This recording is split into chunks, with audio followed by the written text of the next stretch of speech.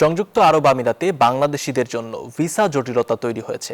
Visa নবায়ন ও নতুন আবেদন প্রক্রিয়া ধীরগতির হওয়ায় অনিশ্চয়তায় পড়েছেন অনেক প্রবাসী।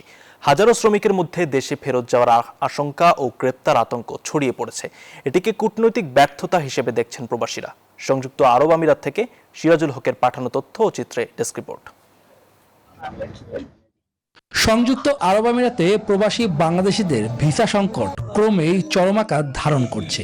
দেশটিতে অবস্থান করায় এখন বড় চ্যালেঞ্জ পরিণত হয়েছে রেমিটেন্স যোদ্ধাদের।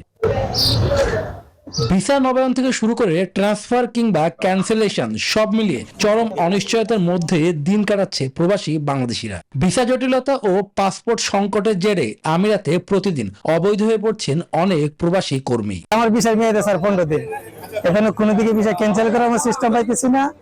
তারপরে যে ভিসা লাগামো এরকম কোনো সিস্টেম নাই, ভিসা বর্তমানে বন্ধ। ভিসা ট্রান্সফার সুবিধাটা চালু না থাকার কারণে বর্তমানে আমিরাতে প্রবাসী প্রতিদিন অবৈধ হচ্ছে এবং সেই সাথে একটা বিশাল সংখ্যক প্রবাসী এমন ভিসা ক্যাটাগরিতে নিজেদের ভিসা লাগাচ্ছে যেটা কিনা not design for their profession. এই পরিস্থিতিতে দ্রুত কূটনৈতিক তৎপরতা বাড়ানোর উপর জোর দেন প্রবাসীরা। বৈধভাবে রেমিটেন্স পাঠাতে হলে আমাদেরকে নিজেদেরকে বৈধ থাকতে হবে, এটা একটা ইম্পর্টেন্ট জিনিস।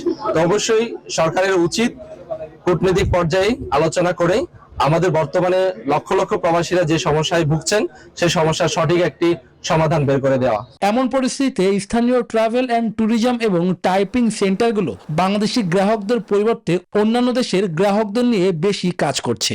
অনেক প্রতিষ্ঠান এখন বাংলাদেশি গ্রাহকদের বাদ দিয়ে অন্য দেশের গ্রাহকদের উপর নির্ভরশীল হয়ে পড়ছে।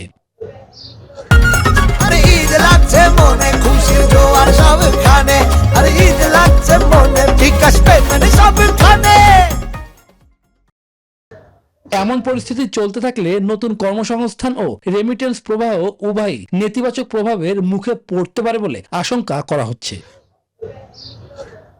Desk report, news 24।